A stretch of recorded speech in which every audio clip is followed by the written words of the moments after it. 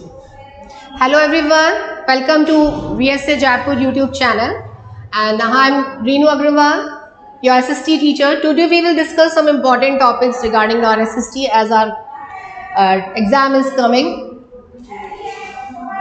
So our first topic is non-cooperation movement. Non-cooperation movement started by the Mahatma Gandhi in 1920 to campaign together against the Punjab that was done in Jallianwala Bagh. As we know, the Jallianwala Bagh massacre is done on April 1919.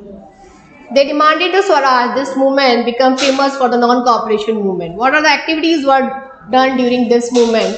The non-cooperation movement gained momentum through 1921-22 for students who left government-controlled schools and colleges. Under this movement, so many students left their schools and colleges which are affiliated by the Britishers. Many lawyers such as Motilal Nehru, C.R. Das Gopalacharya ji and Asif Ali gave their practices. That means they have left their lawyers. British titles were surrendered and legislature boycotted. Paper mat were public bonfire. What they have done, they have started the boycott movement that is called the Swadeshi movement also. They started bonfiring all the imported clothes which is manufactured by the foreigners between 1920 to 1922. Swadeshi was widely publicized. Charkha was also widely publicized and became a signal for national unity. That means the Charkha, as we know, it is started by the Mahatma Gandhi. Why Swadeshi movement is failed? Gandhiji called for the non-cooperation movement when in February 1922, a crowd for the peasants set fire to police station in Chaura Chauri Khan. Now, Muslim League, it is a very important event. It is done in 20th century. A group of Muslim landlords and the Nawab from the All Indian Muslim League at Dhaka in 1906. The League supported the partition of Bengal. It is high separate electorates. What they have demanded? The Muslims were demanded their separate electorate period in the constitution. Some seats in the councils were now reserved for the Muslim who would be groups by Muslim voters. This tempted politicians together, falling by distributing favor to their own religious group. What they have done? इन्होंने demand करी थी constitution से कि हमें हमारा electoral seat दीजिए. That means कि हम भी हमारे मुस्लिम वोटर्स होंगे, अपने अलग से इलेक्शंस होंगे, अलग से हमारा एक लीडर चुना जाएगा, जो कि पॉसिबल नहीं था कि एक देश में रह के दो हमारे प्रेसिडेंट हो. इसलिए हमने मुस्लिम्स को उनका देश अलग दे दिया था after the partition of Bengal. Now the Swadeshi movement. This movement which started after the partition of Bengal came to be known as the Swadeshi movement. The main objectives of the Swadeshi movement are oppose British rule and encourage the ideas of self-help, Swadeshi enterprises, national education and use of Indian languages to fight for Swaraj. The radicals advocated as globalization and the boycott British institution and the good. This done under Swadeshi movement. Under this, foreign clothes, sugars and the foreign goods were boycotted.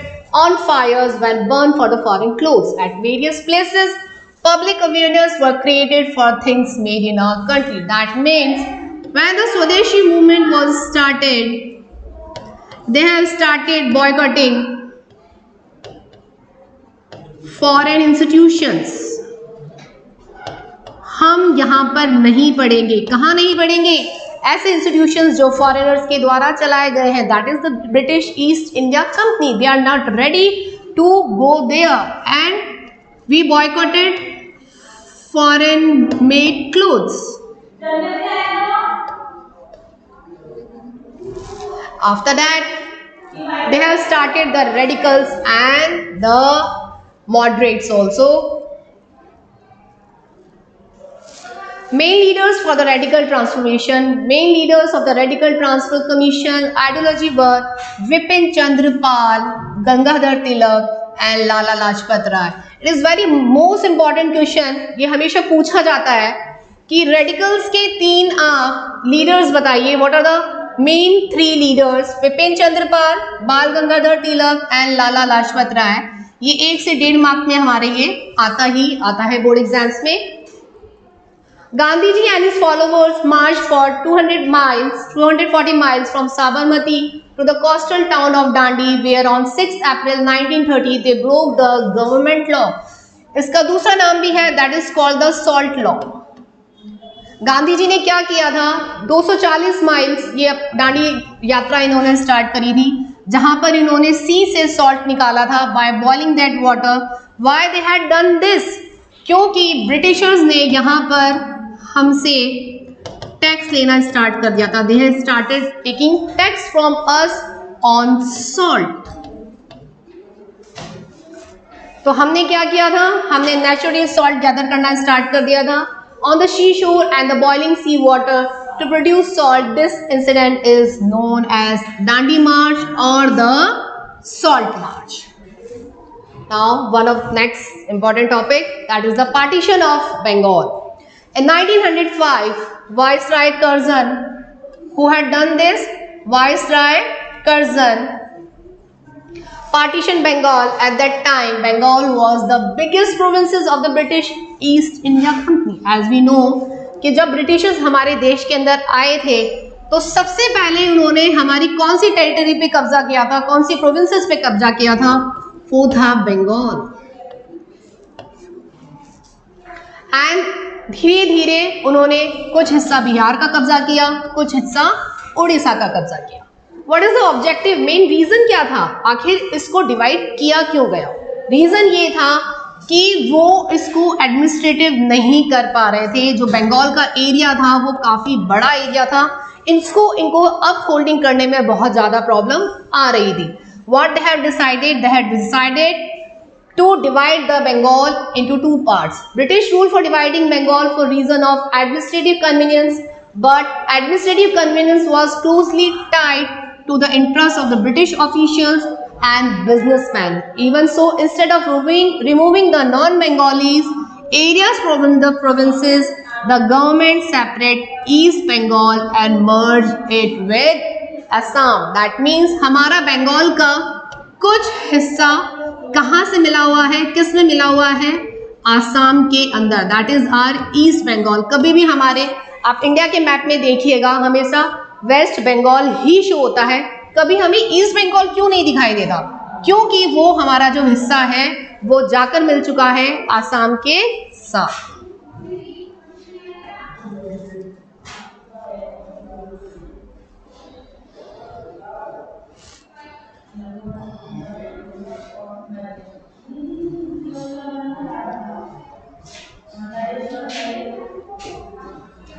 Now हमारा जो कांग्रेस था,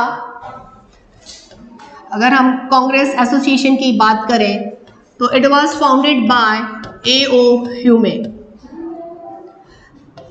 In this national leadership they have started different thoughts which we call radicals and moderate thoughts. What are the radicals and moderates?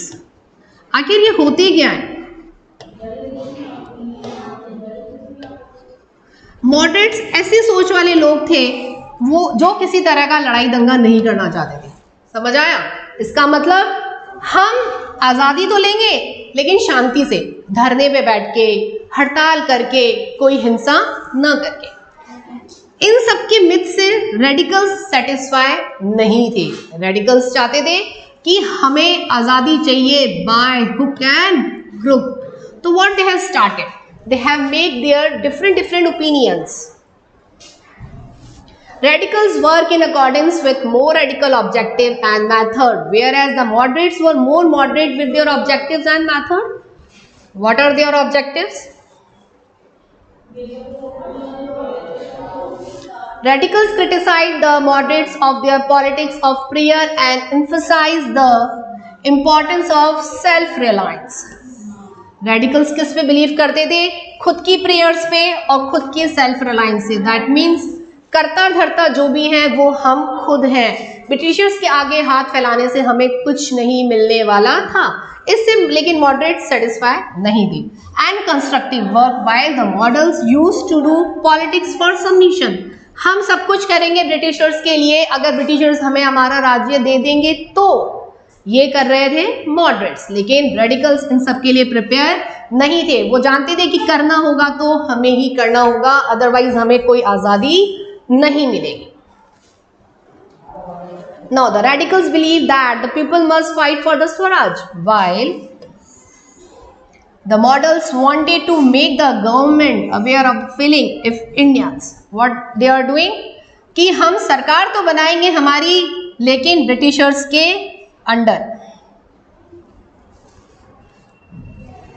There are the some reasons due to which Indians are not satisfied। ये बात हमने पहले भी जानी है कि जब Britishers हमारे देश में थे, उन्होंने हमको इस तरह से मोबिलाइज कर रखा था, इस तरह से ह्यूमिलेट कर रखा था कि एक देश को पाने के लिए हम उनके हर हरकत को सह रहे थे। जैसे उन्होंने हमारे में लगाया आर्म्स एक्ट। 1878 में इन्होंने हमारे पर आर्म्स एक्ट लगाया था, जिसमें इंडियंस को आर्म्स रखना अलाउड नहीं था, हम हथियार नहीं रख सकते थे। उसके बाद उन्होंने हमारे ऊपर लगाया वर्नाकुलर प्रेस एक्ट। इसके अंदर 1878 के अंदर इसको भी लगाया गया था, जिसके अंदर हमें गवर्नमेंट के against, that means the British East India के अगेंस्ट में हमें बोलने के लिए आज़ादी नहीं थी। उसके बाद इन्होंने लगाया Ilbert bill. What is Ilbert bill? Ilbert is the name of the European governor who came to India. The bill provided for the trial of the British of European person by India, but when white opposition forced to government to withdraw the bill, Indians were enraged। Britishers ने क्या कहा कि आपके जो fair trial होंगे वो Indian जज के द्वारा लिए जाएंगे। क्या इससे हम सहमत थे? हाँ, हम इससे सहमत थे, लेकिन यूरोपियंस इससे सहमत नहीं थे। उनको ये मंजूर नहीं था कि कोई इंडियन जज हमारा फैसला सुनाए, इसलिए ये एल्बर्ट बिल लगाया गया। Last but the not least is the mass nationalism. What is the mass nationalism?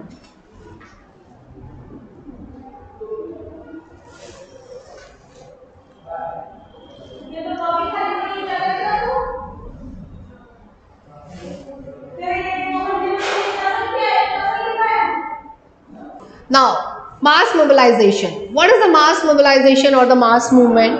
The emergence of this feeling in the general public of a country. This country belongs to any one of the people. ये देश हमारा है, एक का नहीं है।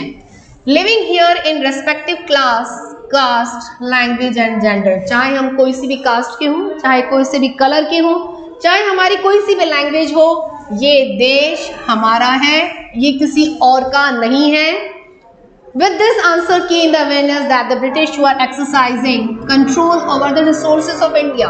वो क्या कर रहे थे? धीरे धीरे हमारे सारे resources के ऊपर कब्जा करते जा रहे थे। And the lives of the people until this control was ended would not be the for Indians। This consciousness began to be clearly stated by the political association formed in the 1870 and 1880s. The Indian National Congress was established। In 1885, it expressed its determination to speak in favor of and behalf of Indian people। ये बनाया तो गया Indian national Congress के द्वारा कि हमें अधिकार है हमारे हक के बारे बोलने में, लेकिन ऐसा नहीं हुआ क्योंकि ब्रिटिशर्स ने कभी भी हमारी किसी भी डिमांड को एक्सेप्ट नहीं किया। And by raising many demands for the Indian launched a movement against the exploitation of the British government and for dependence। Still we are dependent। हमारे ऊपर किसी तरह की कोई भी आज़ादी हमें नहीं दी गई, हमारा किसी तरह का कोई डिमांड इनके द्वारा एक्सेप्ट नहीं किया गया। नाउ ये जो हमारे जो टॉपिक्स थे, इसमें से कई हमारे क्वेश्चन आंसर्स 1.5 मार्क के भी आते हैं, 1.5 के। कई हमारे ऐसे भी हैं जो 1 वर्ड आंसर्स भी आते हैं, जैसे आर्म्स एक्ट कब लागू हुआ था, वर्नाकुलर प्रेस एक्ट कब लागू हुआ था, एल्बर्ट बिल क्या था। तो स्टूडेंट्स आप लोग ध्यान रखें कि हमें किस तरह से प्रिपरेशन हमारी करनी है। Now we come to our next topic, that is from geography. The first point is, what are the factors affecting the soil formation? As we know, it is one of the most important layer of the earth, that is the soil. Soil is made up from the parent rock. It depends upon its color, texture, chemical and mineral. That means अगर हम soil की बात करें, अगर हम राजस्थान का हिस्सा लें तो क्या यहाँ पे soil सेम है सब जगह की? नहीं. अगर आप जयपुर, कोटा, बूंदी, झालावाड़ अगर आप यहाँ चले जाएंगे तो यहाँ आपको अलग अलग का soil formation मिलेगा.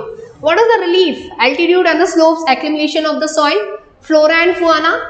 यहाँ पे किस तरह के एनिमल्स पाए जाते हैं, किस तरह की प्लांट स्पीशीज यहाँ पे पाई जाती हैं. All are very different from each other. Now the climate, temperature, rainfall, influence rate of weathering and the time. Now major vegetations: forest, grassland, scrubs and tundra vegetation. Forests require heavy rainfall, huge trees, abundant water supply. Grassland, short trees and the grasses grow in the regions of the moderate rainfall. Scrubs, thorny and the waxy scrubs grown in the dry areas contain moisture. It is mostly found in desert area, as we can say found in Sahara region. Tundra vegetation, it is found in cold polar regions. It comprises of mosses and lichens. Come to our next topic, that is mineral. What is mineral? It comes in 1 mark question.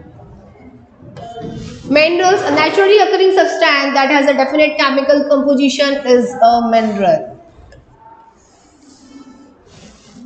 There are the 2 types of minerals: ferrous minerals and non-ferrous minerals. Ferrous minerals that contain iron. Examples: iron are etc. brown in color and it is mainly used in steel industry. Class आप लोग इस बात का ध्यान रखिएगा कि जब हमारे से फेरस और नॉन फेरस पूछा जाए तो आप इनके एग्जाम्पल्स जरूर लिख कर आए. जरूरी नहीं है कि क्वेश्चन में मेंशन हो तो ही आप एग्जाम्पल्स लिखें, नहीं, अगर मेंशन नहीं है तो भी आपको इनके एग्जाम्पल्स जरूर मेंशन करने हैं. Non ferrous animals that do not contain iron, example gold, silver, different in color, it is used in various areas of industries. Now there are the 2 types of energy, conventional and non-conventional. What is the conventional source of energy? What is the other name of conventional source of energy? It is other name is non-renewable source of energy. It is used for a long period of time. It's called a non-renewable source of energy, but it causes the environmental pollution. आपसे ये पूछा जा सकता है, what is the disadvantage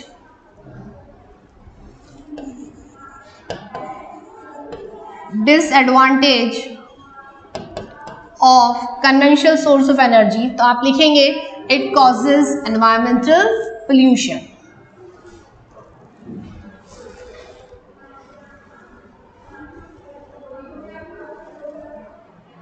Now, non-conventional source of energy which can be renewed very fast are also called the renewable source of energy and do not cause environmental pollution. Now, come to our next topic, that is the subsistence farming. Subsistence farming is done to meet only your needs.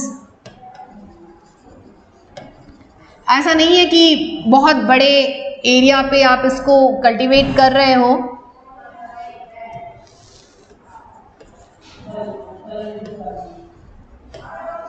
Done for your consumption only.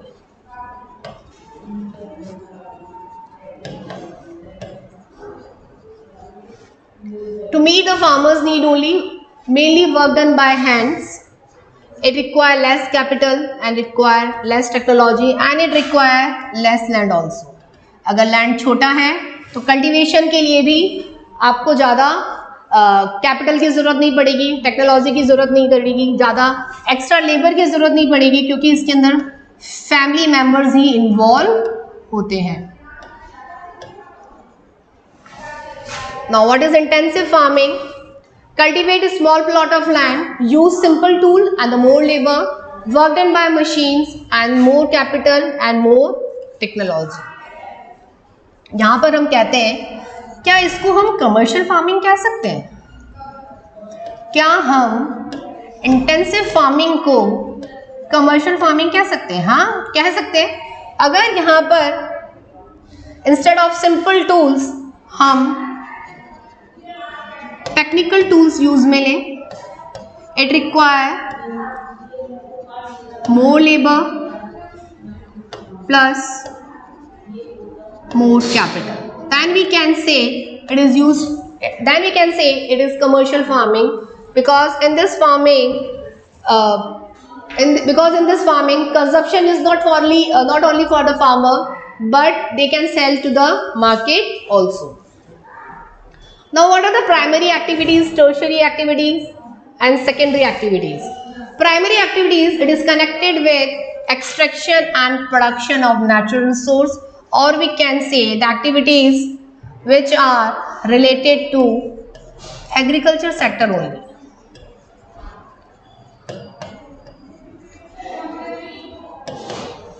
In India, our 80% population is totally dependent on this primary activity, that is called the agriculture sector. It is connected with extraction and production of natural resources performed by mainly family members, example agriculture, fishing and breeding. Now tertiary sector, it is supports the primary and secondary sector. What does it mean? What is secondary sector? Secondary sector, manufacturing is done here, or we can say processing of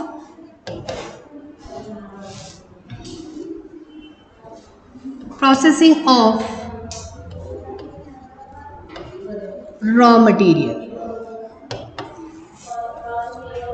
It supports the primary and secondary sector activities. It means all the service provided by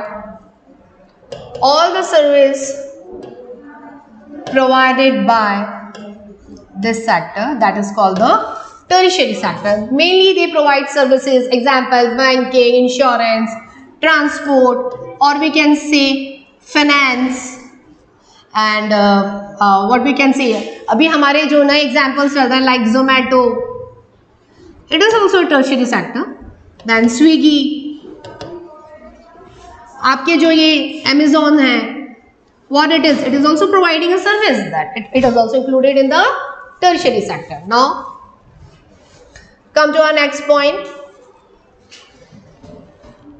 land. अभी हमने बात करी थी soil की, अब हम बात कर रहे हैं land.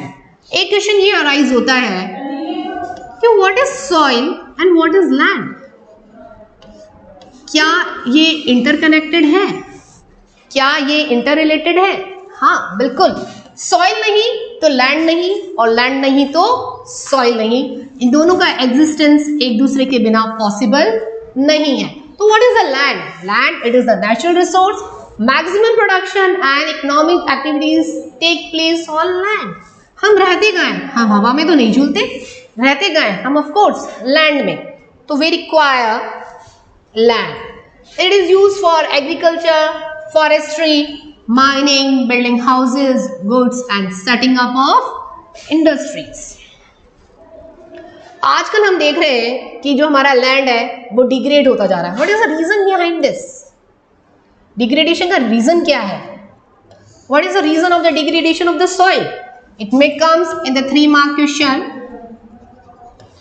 Agriculture related activities and the construction related activities. What are agriculture related activities? For the cultivation, farming, और क्या हो सकता है? स्टिल हमारी जो रूरल एरियाज हैं वो टोटली डिपेंड है एग्रीकल्चर सेक्टर के ऊपर, because they are not employed. Construction related activities. Now biogas. What is biogas? It may come in 3 marks with diagram. Class आप लोग प्लीज इस चीज को याद रखें कि बायोगैस के ऊपर 1 mark का क्वेश्चन भी आ सकता है, 3 का भी आ सकता है, और अगर 6 का पूछा जाए तो you have to draw the diagram also. It is form from organic activities such as dead plants and animal materials from animal dung, kitchen waste etcetera. It is form biogas. And what is the uses? It is excellent use for cooking and lighting. It is renewable source of energy. That means it is also the one example of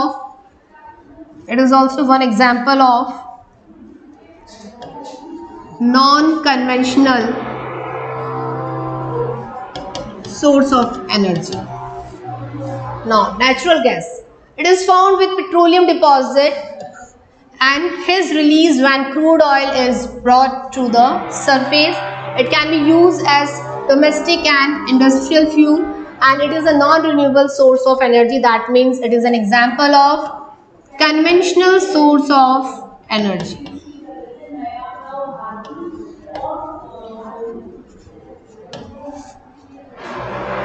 ये आपके difference में भी आ सकता है, the difference between the natural gas and the biogas. Now come to the next topic, that is the soil conservation. आखिर हम soil को कैसे कंजर्व कर सकते हैं? बहुत इंपॉर्टेंट टॉपिक है ये हमारा. आपसे इसके वेरियस मेथड भी पूछे जा सकते हैं कि define the various methods from how we can conserve the soil.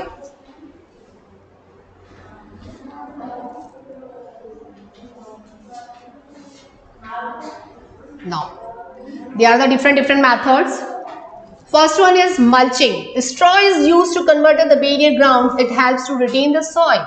That means it is a plot of land and we are doing agriculture here. So what they do, what the farmers used to do, they put some dry straws here.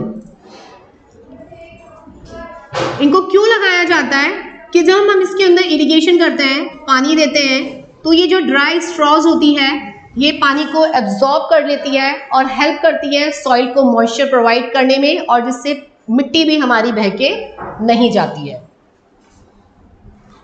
Second, it's contour barriers. Stone, grass, soil. What we use? Stone, grass and soil are used to build barrier. Trenches are made to collect water. What does it mean? एक plot of land में मैंने पानी दिया, तो यहाँ पे मैं कुछ बाहर स्टोन्स लगा देती हूँ या स्ट्रॉ लगा देती हूँ.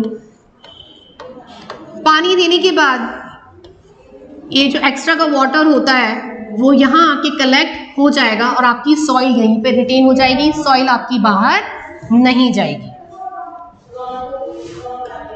Third is rock dams. Rocks are piled up to slow down the flow of water. As we all know कि कभी भी कोई डैम बनाया जाता है पानी को प्रिजर्व करने के लिए, और जब उसको धीरे धीरे छोड़ा जाता है तो उसका फ्लो एकदम से नहीं दिया जाता, अदरवाइज वो आसपास के विलेजेस को, टाउन्स को खत्म कर देता है. तो यहाँ पे बीच में as a hurdle, as a barrier यहाँ पे रॉक्स लगाए जाते हैं जिससे जो पानी का प्रेशर है उसको स्लो किया जा सके. Next is terrace farming. This helps to reduce run off and the soil erosion. It is done like the सीढ़ी नुमा. यहाँ पे हमने पानी दिया, यहाँ पे हमने प्लांट लगा रखा, यहाँ हमने पानी दिया, कि पानी धीरे धीरे रिसकता नीचे आता जाएगा और यहीं पर एब्जॉर्ब होके रह जाएगा. पानी भी और साथ में मिट्टी भी यहीं पे रिटेन हो जाएगी, ये बाहर नहीं जाएगी. Now come to the next topic, intercropping. Different crops are grown in alternate rows and are sown at different time to protect soil. That means it is a land.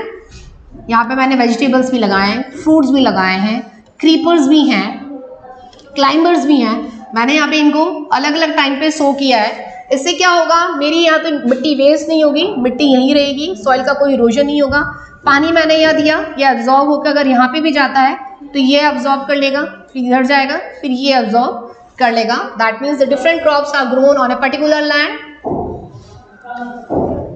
Now contour ploughing. Contour plowing parallel to the hill slopes, it helps as a barrier for water to flow down and slow. What is a contour barrier? मैंने यहाँ पे plant grow किया, मैंने यहाँ पे plant grow किया as a hill. ये mainly होता है हमारे माउंटेन एरियाज और we can say hilly areas. यहाँ पे बीच बीच में छोटे छोटे रॉक्स या हम कहें माउंटेन्स होते हैं. यहाँ पे मेरा इरिगेशन हुआ, फिर ये पानी रिस के यहाँ आएगा, ये अब्जॉर्ब हो जाएगा, फिर ये यहाँ पे माउंटेन्स है, ये फिर अब्जॉर्ब कर लेंगे, फिर ये पानी नीचे आएगा, फिर ये वापस यहाँ पे अब्जॉर्ब हो जाएगा। इससे हमारा सॉइल कंजर्व हो जाएगा और वाटर भी कंजर्व हो जाएगा। तो they are the different methods through which we can conserve the soil. Now come to our next topic, that is CITES. What is CITES? It is one of the important, it may come in 6 marks. Convention on International Trade in Endangered Species of Wild Fauna and Flora. जो हमारे देश में endangered species हैं उन्हें हमें किस तरह से सेव करना है, वो एनिमल्स भी हो सकते हैं और वो प्लांट्स भी हो सकते हैं। So it has been established for the conservation of vegetation and the wildlife. Agreement done with the government which ensures that international trade in specimens of wild animals and plants. Now, come to our next topic, that is from the civics. No.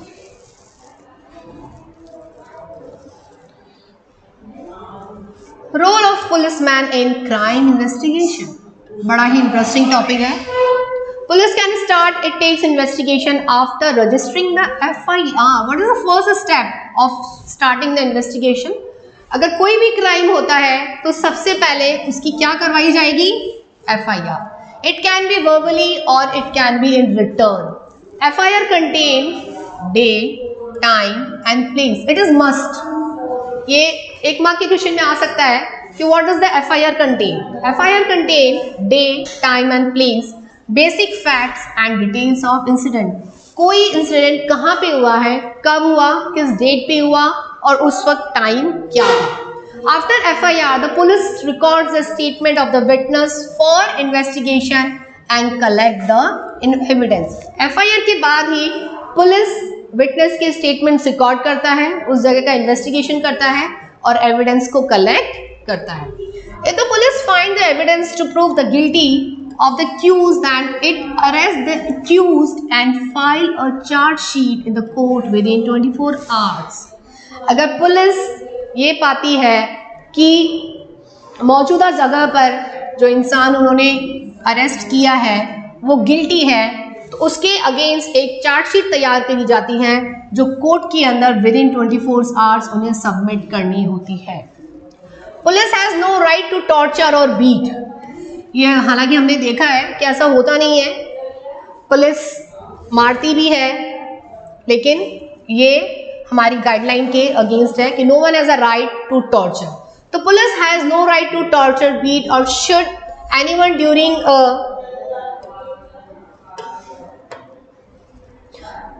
Arrest, custody और interrogation. Interrogation के वक्त police किसी भी accuse person को physically और mentally harm नहीं कर सकती है। Whether the accuse is guilty और not, this can be decided by the जज ओनली। ये राइट पुलिस के पास नहीं है। पुलिस सिर्फ उसके अगेंस्ट चार्जशीट तैयार करके कोर्ट में पेश कर सकती है, वो अपना खुद का डिसीजन नहीं सुना सकती। और पुलिस इन्वेस्टिगेशन के दौरान जो उन्हें हम कहें कि जो स्टेटमेंट अक्यूज पर्सन ने दिए हैं वो एज ए एविडेंस कोर्ट में मान्य नहीं है। Now the question arises, what is a fair trial? Fair trial आखिर होता क्या है? द जज should conduct the trial and open court. ये जो फेयर ट्रायल है ये पुलिस के द्वारा नहीं करवाया जाता। इट इज डन बाय जज only and the court. After the file of the charge sheet by the police, the public prosecutor as the officer of the courts should do his work impartially and present all the facts, fitness and the evidence before the court. अब जब ये charge sheet तैयार होके court में जाती है तो public prosecutor होते हैं जो पब्लिक की तरफ से ये केस लड़ते हैं, और यहाँ पर जो जज है वो एक डिफेंस लॉयर अपॉइंट करवाते हैं अक्यूज्ड के लिए, क्योंकि अक्यूज्ड इस चीज़ के लिए अपील कर सकता है कोर्ट में कि मुझे भी मेरे लिए एक लॉयर अपॉइंट करवाना है, तो it is responsibility of the government कि आप अक्यूज्ड को लॉयर प्रोवाइड करें. After hearing the statement from both the sides of the witness and examining in presented by the prosecution and the defense should determine according to law whether the accused is guilty or not. दोनों तरफ की hearing सुनने के बाद, that means from the defence lawyer and from the public prosecutor, सारे statements के बाद, सारे विटनेस के बाद, गवर्नमेंट के द्वारा हायर किए गए जो जजेस हैं वो ये डिटरमाइन करते हैं कि whether the accused is guilty or not. If they found guilty, the judge sentence him, or if found innocent, he is acquitted. अगर वो guilty पाया जाता है तो उसके according as per the law उसको सजा सुनाई जाती है. Otherwise, if he found innocent तो उसको as a bail छोड़ दिया जाता है, acquit कर दिया जाता है. या अब एक नया कानून लागू हुआ है कि अगर आपने किसी accused को इतने दिन आपके पास रखा और वो guilty नहीं है तो आपको उसको कंपनसेशन पे करना होता है. Now what the fundamental rights does the arrested person have? आपने जिसको अरेस्ट किया है क्या उसके पास कोई फंडामेंटल राइट नहीं है? नहीं, उसके पास भी फंडामेंटल राइट है. According to article 22 of the constitution, arrested person has the following fundamental right. First, the right to be informed at the time of the arrest of the offense for which the person is being arrested. आखिर मुझे arrest क्यों किया जा रहा है? आखिर मेरा गुनाह है क्या? आप मुझे वो एक्सप्लेन करिए, उसके बाद ही आप मुझे अरेस्ट कर सकते हैं. Next point, the right to be presented before a magistrate within 24 hours of arrest. अगर आज आपने मुझे अरेस्ट किया है तो ये पुलिस की ड्यूटी है कि विद इन 24 आवर्स मुझे मजिस्ट्रेट के सामने पेश किया जाए. That means open and fair trial. That is to be conducted by the magistrate only. The right not to be alike treat and the torture during the arrest or in the custody. ये बात हम पहले भी पढ़ चुके हैं कि किसी भी पुलिस के पास ये राइट नहीं है कि वो एक्यूज पर्सन को जेल के अंदर टॉर्चर करे. Confession made in the police custody cannot be used as evidence. Police custody के अंदर जो एक्यूज ने कोई भी अगर कन्फेस किया है, माना है अपना अपराध, तो वो एज ए एविडेंस कोर्ट में यूज नहीं किया जा सकता. Now come to the next point, that is the D.K. Basu guidelines. What is D.K. Basu guidelines? The police official who carry out the arrest or interrogation should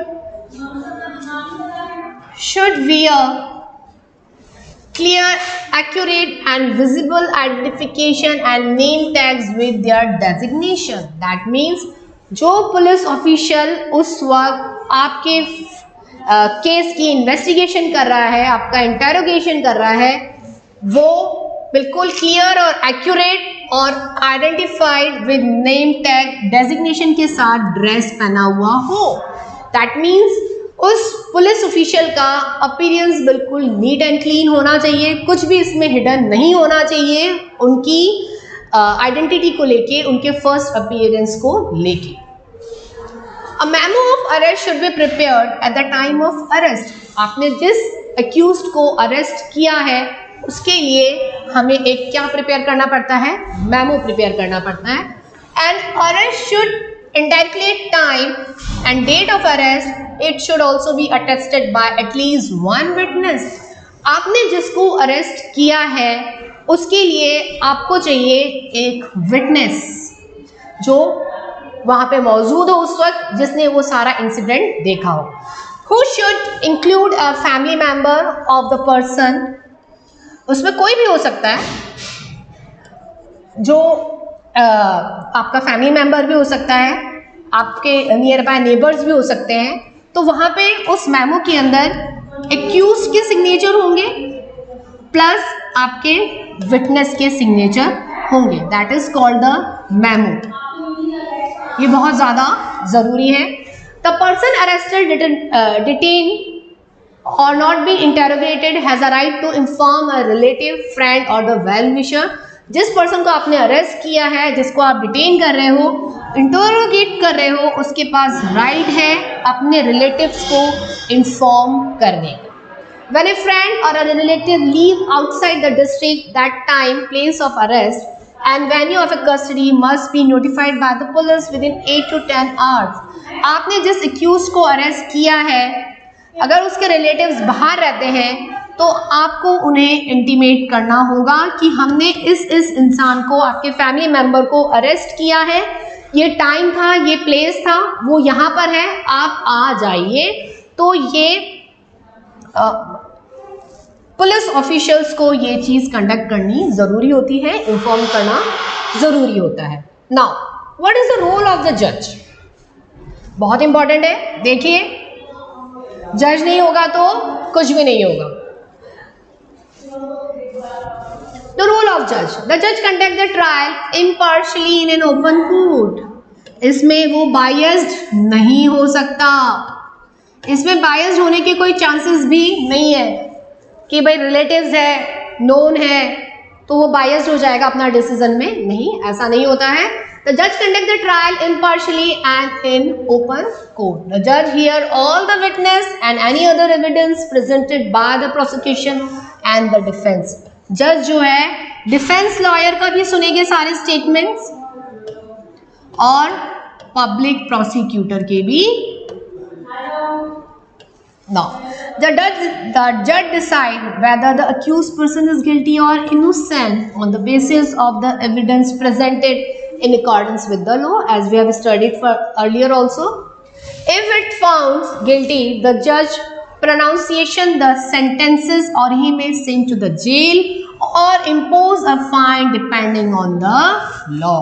अगर जज as per the guilty, अगर accused को guilty पाया जाता है तो उसने जिस तरह का गुनाह किया है उसके अकॉर्डिंग उसको सजा सुनाई जाएगी, या तो उसको हैंगओवर किया जाएगा, या उसको जेल की सजा सुनाई जाएगी, या कुछ फाइन लगा के उसको रिलीज कर दिया जाएगा। Now our next topic, it's parliament. What is a parliament? रोज सुनते हैं हम राज्यसभा, लोकसभा, है क्या? हाँ, ये हमारी पार्लियामेंट जिसको हम कहते हैं सांसद, उसका हिस्सा है ये। The institution where the representative of the people sit down to formulate the policies and govern the country is called the parliament. Parliament एक ऐसी जगह है जहाँ पे हमारे देश के कुछ रिप्रेजेंटेटिव आके बैठते हैं, कुछ पॉलिसीज फॉर्मुलेट करते हैं कंट्री को चलाने के लिए।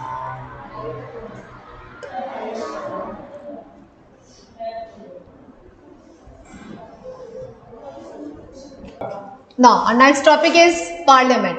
Parliament is the institution where the representative of the people sit down to formulate the policies and govern the country is called the Parliament. जहाँ पे हमारे कुछ elected representative बैठते हैं, हमारे लिए पॉलिसीज बनाते हैं हमारी देश को चलाने के लिए। Lok Sabha and Rajya Sabha are the two main constituents. इसके बिना हम भी नहीं हैं। Lok Sabha and Rajya Sabha are the two main constituents of the Indian parliamentary. And what are their functions? First function is member of the Lok Sabha are directly elected by the people on the basis of adult franchise. As we know, what is adult franchise? A person who is above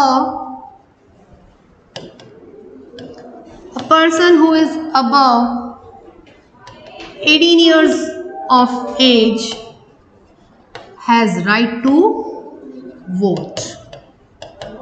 That is the universal adult franchise. According to that basis, Lok Sabha started its election. On that election basis, we elect our representative. It constitutes about 552 members. लोक सभा के अंदर कितने members होते हैं? 552 members. 530 members representative states and up to the 20 members represents the union territories.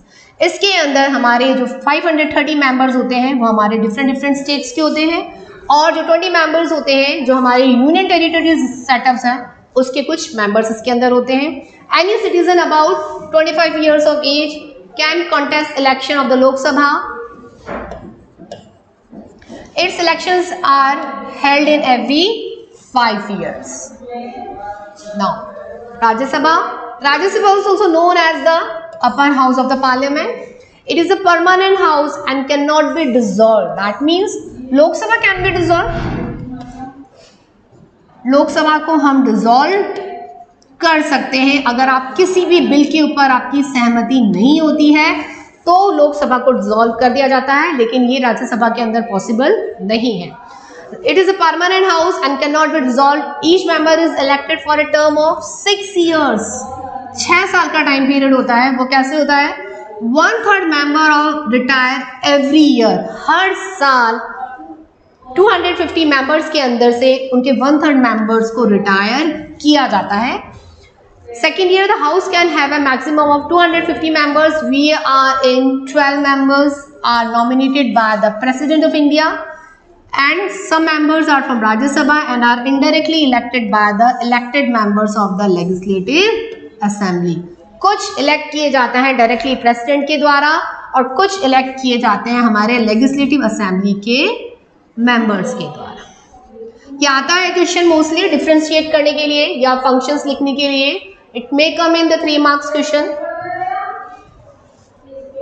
Now come to the Rajasthan study.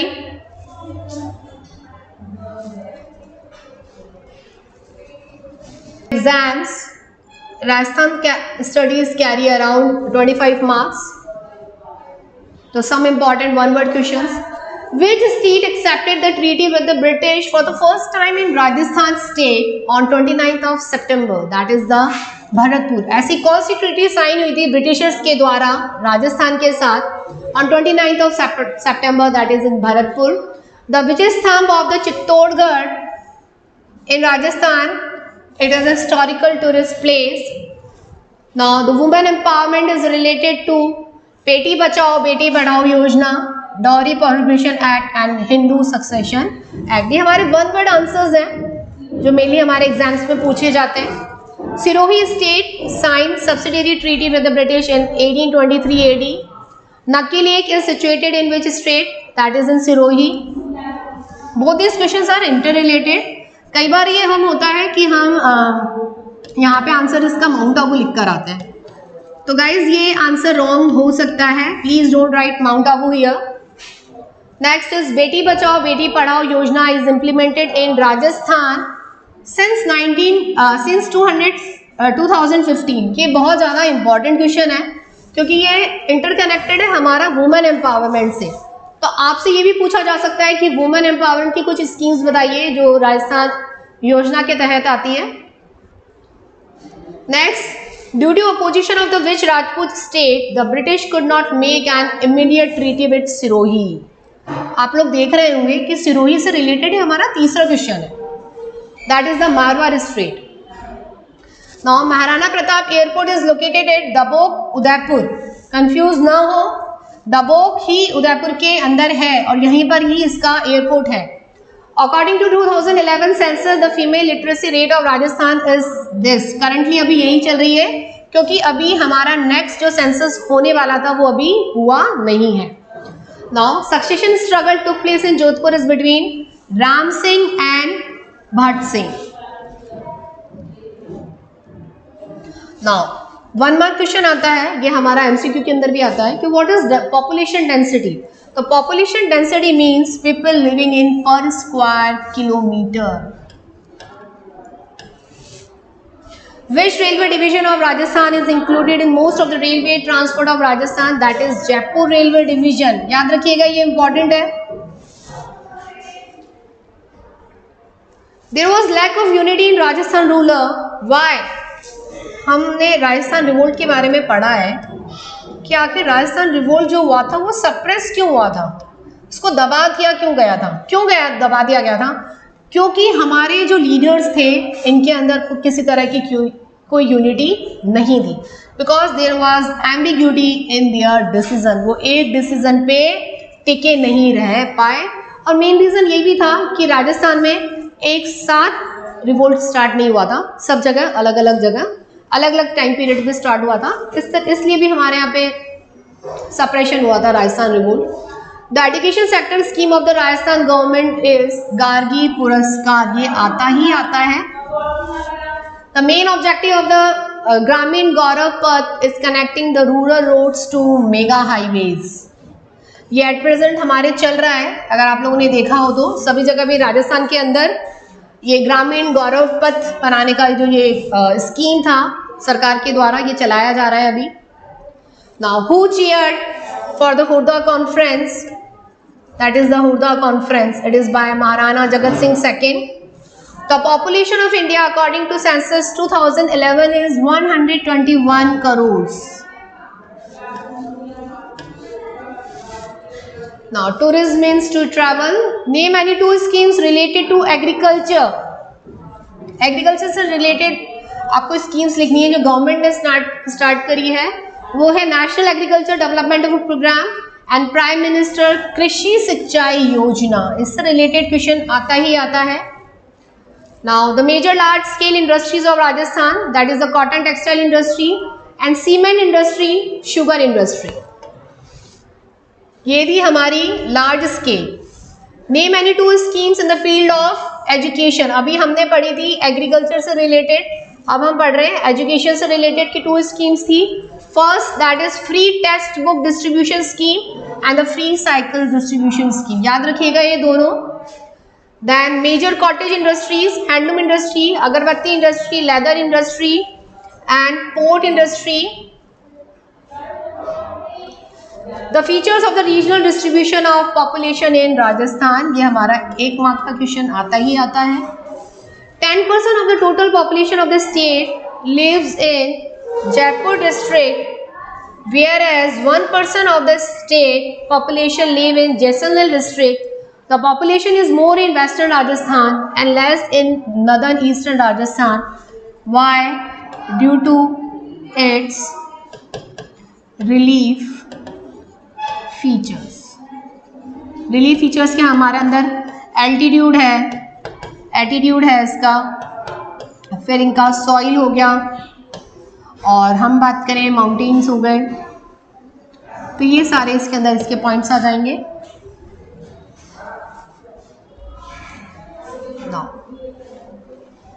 अभी हमने बात करी थी रिवोल्ट की. रिवोल्ट जो हमारा राजस्थान में हुआ था. What is the main reason of this? What are the main reason of the failure of 1857 revolution in Rajasthan? Most of the rulers provided full support to the British. हमारे यहाँ के ही कुछ जो रूलर्स थे उन्होंने ब्रिटिशर्स को क्या किया था? साथ दिया था. The revolution began before the scheduled time. मतलब कोई टाइम इनका फिक्स नहीं था. किसी जगह से कहाँ से स्टार्ट हो रहा है, कभी दूसरी जगह से स्टार्ट हो रहा है. तो इन्होंने एक साथ कोई प्लानिंग करके, एज सच कोई प्लानिंग नहीं करी और इन्होंने ये रिवोल्ट स्टार्ट कर दिया. The beginning of the revolution took place at some limited places only. हम कहेंगे राजस्थान में क्या सभी जगह रिवोल्यूशन हुआ था? नहीं, राजस्थान में सब जगह रिवोल्यूशन स्टार्ट नहीं हुआ था. कुछ ऐसे लिमिटेड प्लेसेस थी जहाँ से ये रिवोल्यूशन स्टार्ट किया गया था. Revolt at Kota, Nasirabad, Bharatpur, Dholpur, Tog began at different times. There was a lack of efficient and organized leadership. कोई प्लानिंग नहीं थी, कोई लीडरशिप नहीं था इसको होल्ड करने के लिए. There was no harmony. अगर हम कहें तो हारमनी नहीं थी, एक साथ कुछ भी साझा नहीं किया गया था. That's why they are the reason why the revolution of 1857 in Rajasthan is failed. Now, first revolt in Awa. Awa के अंदर स्टार्ट हुआ था revolt. The revolution in Awa was led by Thakur Kushal Singh Champawat. जो आवा के जो रूलर थे Thakur Kushal Singh Champawat. The soldier of the Awa shop, Alinyavas, Lambia, Gular, Rudhava, these are the subdivisions to accompany armies of the captain Heathcock in Bithura and Jodhpur Maharaja Takht Singh on the 8th September 1857. The Battle of the Chilwas took place between the revolutionaries and Monk Mason, the political agent of Jodhpur on 1857. यहाँ पर क्या हुआ था? जब आवा revolution हुआ जो ठाकुर कुशल सिंह की देखरेख में हुआ था, इन्होंने क्या किया था? इनके अंडर में अलियावास था, लांबिया था, गुलर था, रुदावा था, ये जो सारे डिविजन्स थे, इन सबके सोल्जर्स को मिलके इन्होंने एक अटैक स्टार्ट किया था वो अटैक किया था 1857 में, वो किया गया था मॉक मैसन के ऊपर। मॉक मैसन एक ब्रिटिशर्स का रूलर था जो हमारे यहाँ पर आया था जोधपुर में। वहाँ पे हमने इनके साथ बैटल किया, उनको मार दिया गया और उनको आवा के फोर्ट के मेन गेट पे हैंग कर दिया गया। The army in the leadership of the brigadier Holmes attack and captivated the fort. लेकिन ये ब्रिटिशर से सहा नहीं गया। आखिर ब्रिटिशर ये कैसे सहन करते कि एक उनका जो जनरल गवर्नर है वो जोधपुर में आके और मारा जाए, ये उनसे बर्दाश्त नहीं हुआ। वापस एक ब्रिगेडियर हमारे यहाँ पे आए थे जिनका नाम था होम्स अटैक, जो हमारे यहाँ पर आए, उन्होंने वापस हमारे आवा के फोर्ट को कैप्टिवाइज किया 1858 के अंदर, और इसमें हम हार चुके थे। ऐसा नहीं है कि हम कमज़ोर थे या हमारे पास सोल्जर्स नहीं थे, सब कुछ था हमारे पास, लेकिन कहीं ना कहीं हम जाकर डिफीट खा जाते थे। क्यों? क्योंकि हमारे पास यहाँ पे किसी तरह की कोई यूनिटी नहीं थी। Now revolt in Kota. In Kota, the revolt was started on 15th October 1857 by Lala Jayadayal and Mehrab Ali Khan. The rebellion soldiers cut the head of the captain Bruton. देखिए, first में भी हमने देखा आवा के अंदर भी उन्होंने मैक मैसन का सर काट दिया था और उनको आवा के फोर्ट पे हैंग कर दिया था। इसी तरह से कोटा में भी कैप्टन ब्रूटन को मार दिया गया था और उसको पूरी सिटी के अंदर घुमाया गया था। In June 1858, the British re-established control over the princely state of Kota. देखिए, यहाँ पे भी इन्होंने ब्रिगेडियर सिंह को भेजा था, यहाँ पर भी इन्होंने वापस ब्रिटिशर्स को भेजा अपना दबदबा दबाने के लिए। फिर ये कोटा में आए और जयदयाल सिंह और मेहराब अली खां के साथ इन्होंने रिवोल्ट लिया। Now, the revolt in Nasirabad, it was started on May 1857. These Indian soldiers got the soldiers from the artillery and their sides and captivated the cannons. The rebellion soldiers looted the camp after murdering Major Scotch. देख लीजिए आप तीनों case में, हमने आवा में भी देखा, कोटा में भी देखा, नसीराबाद में भी देखा कि कहीं पर भी हम इनसे पीछे नहीं थे। यहाँ पर भी हमने मेजर स्कॉच को मार दिया था। And new bury the soldiers of departed to Delhi. इनको मार के हम इनके सारे कैंप को हम लूट चुके थे, मेजर स्कॉच को मार चुके थे और फिर हमने मार्च किया था towards Delhi. Now revolt in Erinpura. This revolt was started on 21st of August 1857. The Jodhpur region started the revolt under the leadership of the Moti Khan Subedar, Sheetal Prasad and Tilak Raj. Please आप ये तीनों के names याद रखिएगा। As per the order of the revolution in leader, they marched towards Delhi shouting slogans, चलो दिल्ली मारो फिरंगी। ये slogan बहुत ज़्यादा फेमस हुआ था as it was started from the Jodhpur. यहाँ पे जो लीडर्स थे मोती खान सुबेदार, शीतल प्रसाद एंड तिलक राज, ये तीनों अपनी प्लानिंग को लेके बहुत ज़्यादा श्योर थे कि कुछ भी हो जाए बाय हुक एंड क्रोक हमें हमारे राजस्थान को आज़ाद कराना है। तब इन्होंने स्लोगन दिया था, चलो दिल्ली मारो फिरंगी। ठाकुर कुशल सिंह ऑफ आवा मैट दीज सोल्जर्स। यहाँ पे जो राजा थे कहाँ के, आवा के, वो यहाँ हमारे साथ जोधपुर में आके हमसे सोल्जर से मिले और उसके बाद ये भी आगे march to Delhi. Now one of the most important, that is our map, Rajasthan map. Please इसको आप बहुत ध्यान से याद करिएगा। ये हमारे आएगा एंड डेफिनेटली आएगा 3 to 5 मार्क्स का। गंगानगर, हनुमानगढ़, इसको मैं याद करने का आपको तरीका बताती हूँ। आप इसको याद करने के लिए लेफ्ट हैंड साइड से चलें instead of right hand side. आप इसको 2 पार्ट्स में डिवाइड कर लें। पहले लेफ्ट हैंड साइड का याद रखें, हनुमानगढ़, चूरू, झुंझुनू, सीकर, अलवर, जयपुर, दौसा, भरतपुर, धौलपुर, करौली, सवाई माधोपुर, टोंक, अजमेर, भीलवाड़ा, राजसमंद, चित्तौड़गढ़, उदयपुर, डूंगरपुर, बांसवाड़ा, बूंदी, कोटा, बारा एंड झालावाड़। आप इसको इस तरह से 2 पार्ट में डिवाइड करके चलेंगे तो बहुत इजीली ये आपको लर्न हो जाएगा। Starting from the left hand side, ऊपर से होते हुए चले। हम ऊपर से हमारे स्टेट को 2 पार्ट्स में डिवाइड कर दें, हनुमानगढ़ एंड गंगानगर। पहले हनुमानगढ़ वाला हिस्सा याद कर लें, उसके बाद आप गंगानगर वाला हिस्सा याद कर ले, बहुत इजीली लर्न हो जाएगा। एक बार इसको माइंड में सेट करके और पॉलिटिकल मैप राजस्थान का एक रफली लेके और उस पर आप इसको करें तो ये बहुत इजीली आपको लर्न हो जाएगा। होप आप लोगों को स्टूडेंट ये समझ आया हो मेरा छोटा सा।